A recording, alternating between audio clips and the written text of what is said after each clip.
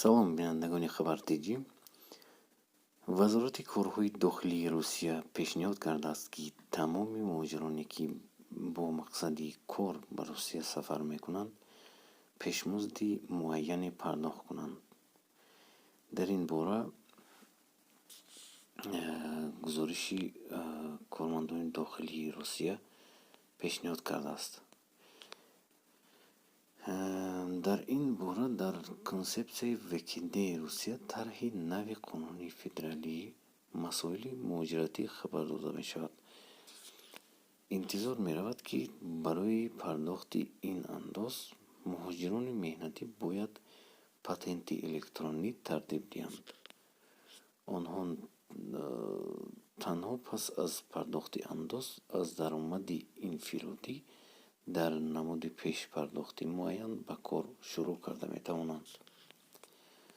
афзун бар ин кордиҳандагон чӣ шахсони ҳуқуқӣ ва соҳибкорони инфиродӣ, ки ба шаҳрванди хориҷиро ба кор гирифтаанд, бояд дар вебгоҳи госуслугӣ сабти номӣ кунанд. ҳангоми пардохт накардани андоз, нахуст ба муҳоҷирон огоҳӣ равон карда мешавад, ки пардохт кунанд. дар ҳолати 15 рӯз надодани пешмузд, онҳо аз ҳаққи кор маҳрум ё ва ҳатто ихроҷ карда мешаванд. дар тарҳи мазкур муҳтавои қабули шаҳрвандони хориҷӣ ба кор низ шарҳ дода мешавад. мисол, ҳаҷми маош, ки ба музди миёна дар минтақа баробар аст, ва ё ҷаримаҳои пардохтнашуда ба назар гирифта мешавад. ҳамчунин тибқи ин қонун ба ҳар як муҳоҷир ID-корт дода мешавад, ки дар он маълумотҳои инфиродии ӯ ҳифз мешаванд. ин тарҳи қонун дар ҳоли баррасӣ қарор дорад.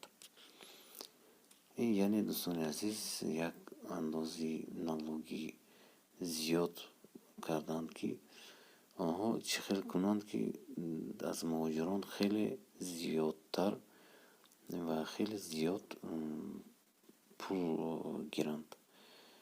яъне агар ҳар яки мо шумо 500 сӯма 1000 сӯми супорем, ин хеле дар буҷети Русия хеле зиёд мешавад ва рӯз аз рӯз